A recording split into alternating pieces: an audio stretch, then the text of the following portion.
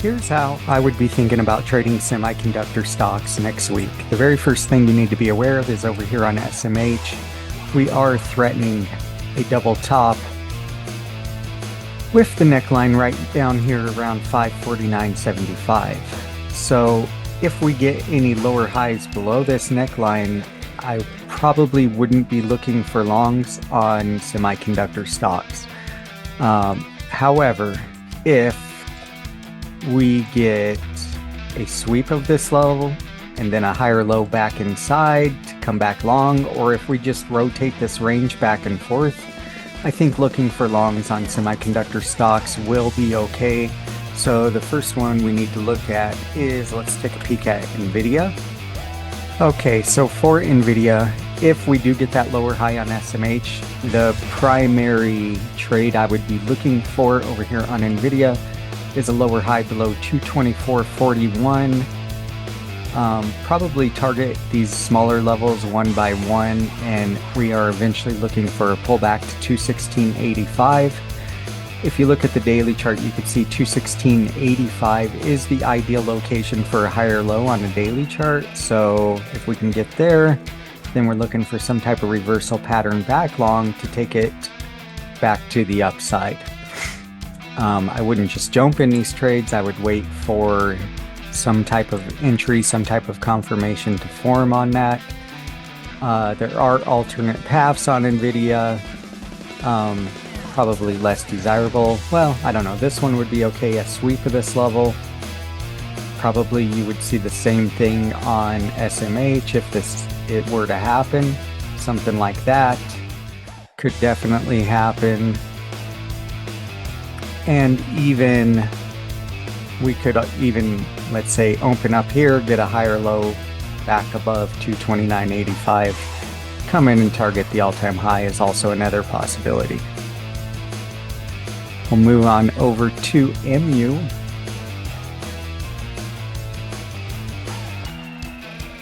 Okay, with MU, the stock is just really thin structure forever and ever and ever. So if it were to take a huge dive, I mean, it could really take just a massive dive. However, as you can see here, we're kind of threatening a double top on MU. So any lower highs below 717.45 take us back down to the downside. If we sweep the level, come back in, get a higher low back into range, I would start thinking about closing this gap above. Alternate, we could just open high, get a higher low right into the gap and close it. And I could even see opening high, coming into the gap, failing the gap, coming back in, and then heading to the downside if things were going to be bearish. AMD doesn't have any kind of clear reversal pattern going on as of yet. I would really just say this is consolidation at the highs so far. However, if we could get a lower high below 418.50, I would think about coming and tapping the gap. I would doubt that it started filling the gap right off the bat unless things were in a big sell-off. Once we tap the gap, I wouldn't be surprised to see it come back up, hit 418.50 again, then come down into the gap for some type of partial gap fill. If we do sweep into this gap, then come back into range, I would be thinking that was probably our higher low on the daily chart and thinking about heading back to the upside. When it comes to Intel, the primary scalp trade ideas that I have would just be lower high below 107.30, comes in, targets $100.25, or higher low above 110.60, comes through, targets the gap close to at least 113.15. Obviously, the alternates here, as always, if it sweeps this level, looks below it, fails, comes back in, gives a higher low, think about closing this gap.